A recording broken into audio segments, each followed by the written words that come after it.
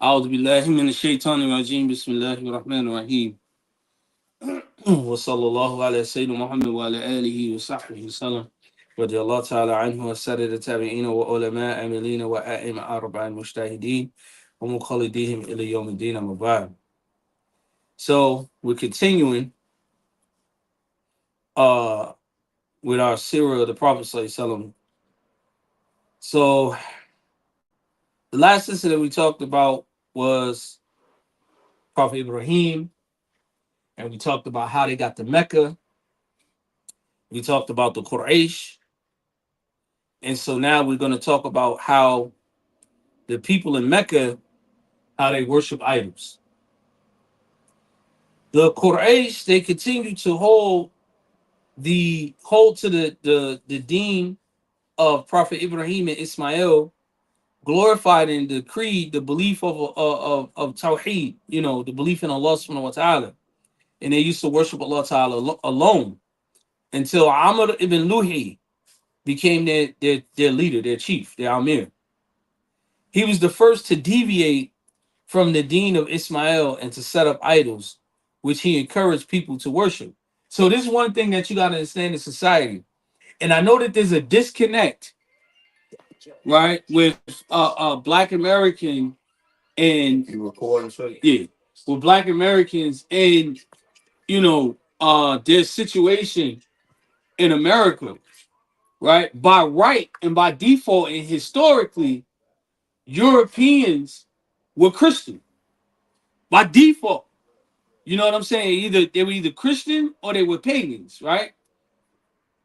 Black Americans, because of the interruption in our lifestyle, they were, and I'm not saying that amongst them, they were also there. Amongst them, they had those who were idol worshippers or animists. They worship trees and stuff like that, those things, and the ancestors and all that stuff, like Umar Johnson's calling people to, right?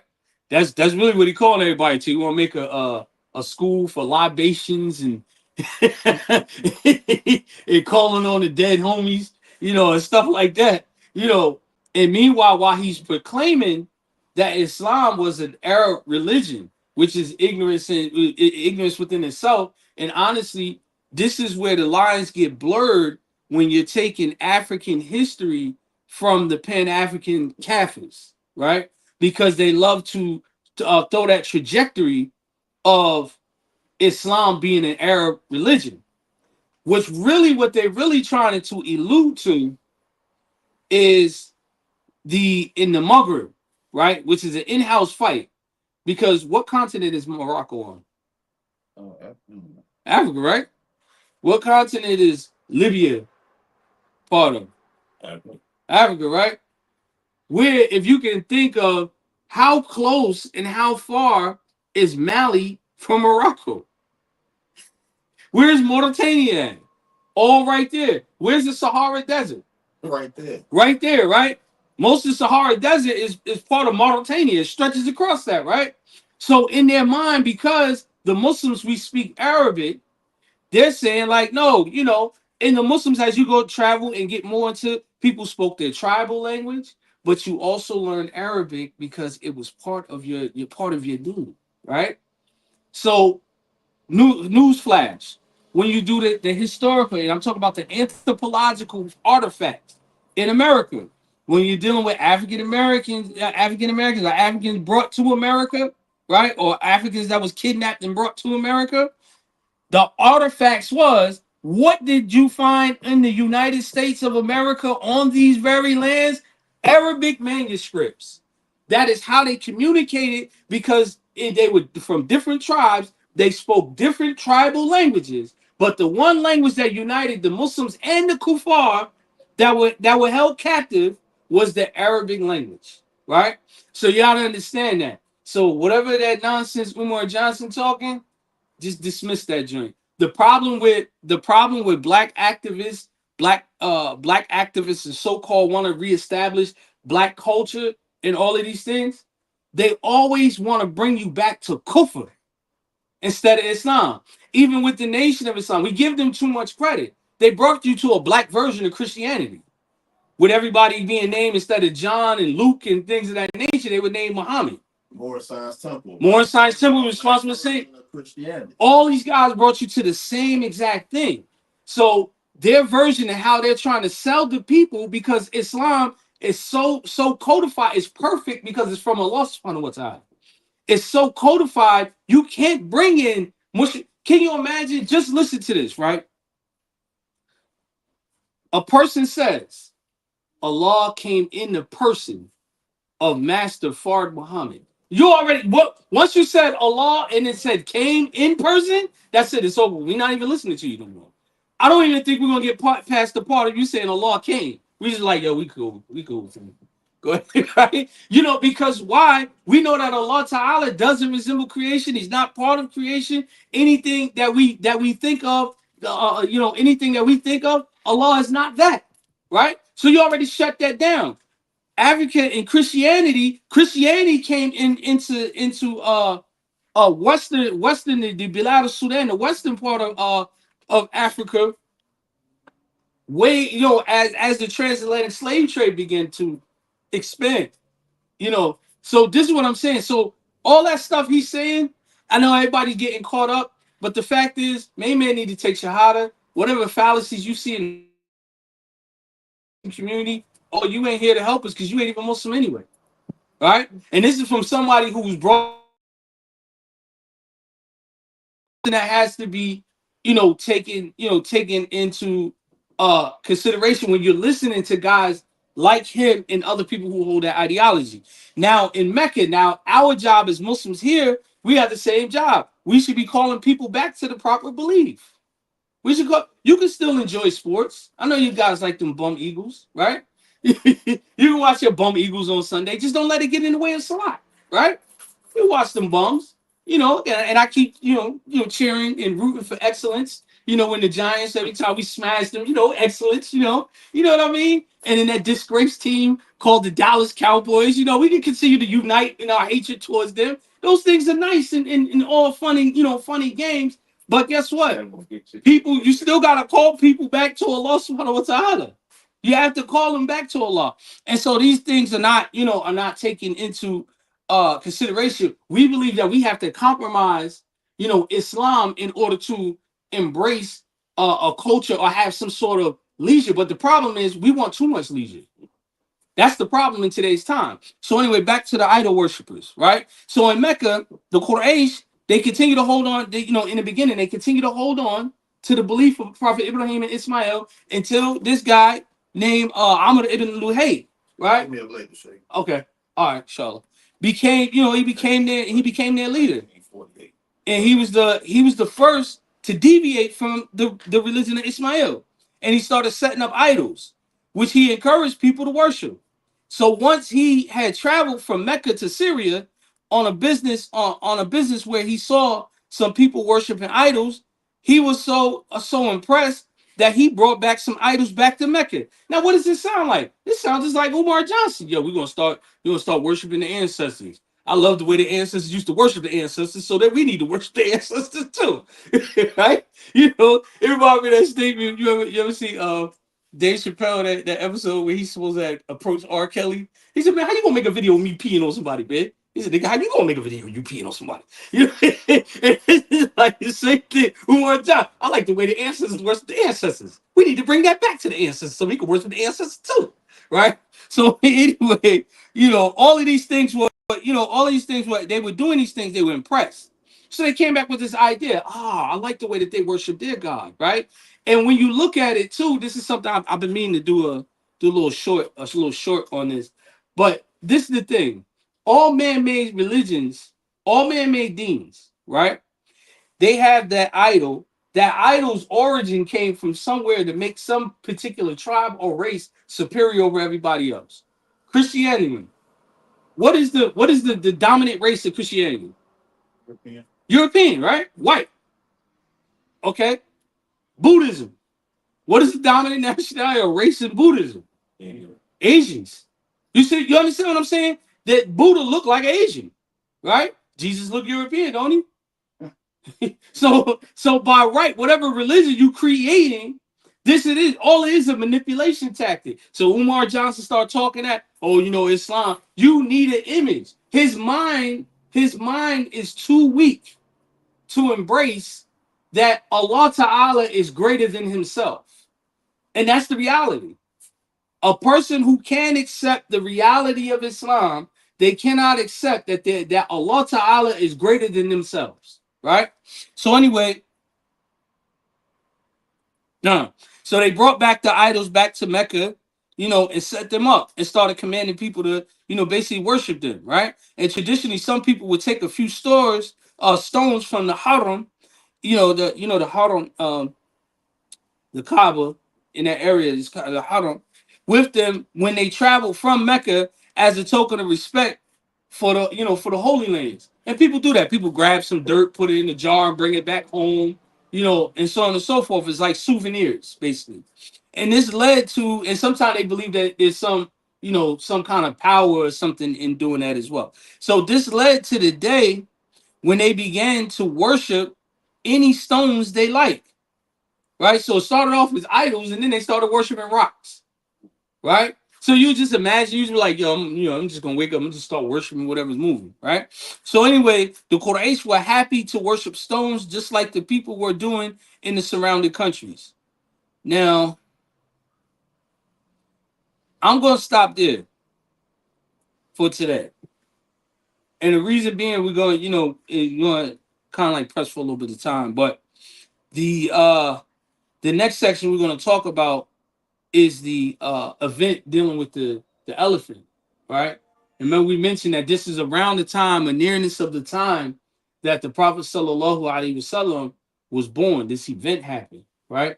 Because right after you talk about the year of the elephant, what happens after that is now it starts talking. He talks about, it goes segue right into talking about his parents. Anybody remember what the father and the mother name of Rasulullah Sallallahu Alaihi Wasallam was? Anybody remember their name? Come on, Stephon. You seem to be the historian of the family right now. The name Abdullah. Abdullah. What's his mother name? You forgot? Amina. Yeah. So it's gonna make segue, and believe it or not, Medina, which was known before Medina. Anybody remember the name I said Medina was before it was Medina? What was it called? Something like a C, right? What sound like a C? Yathrib, right?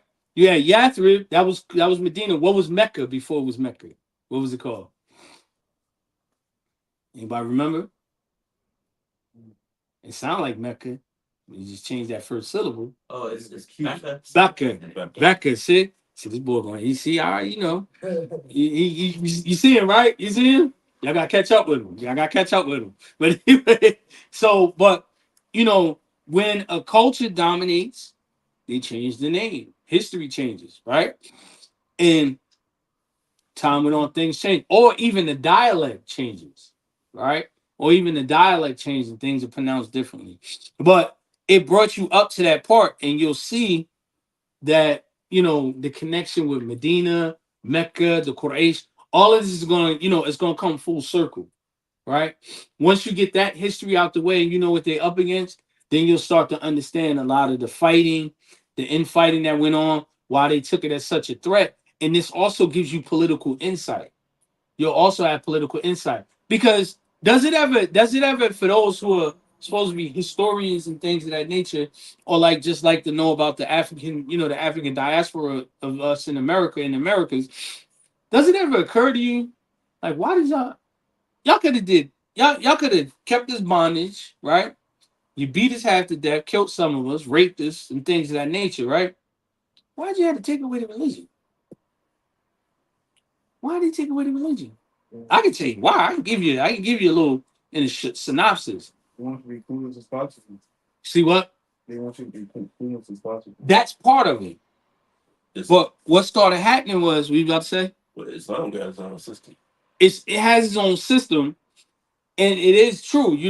The least you know about your way of life, the less motivated you are.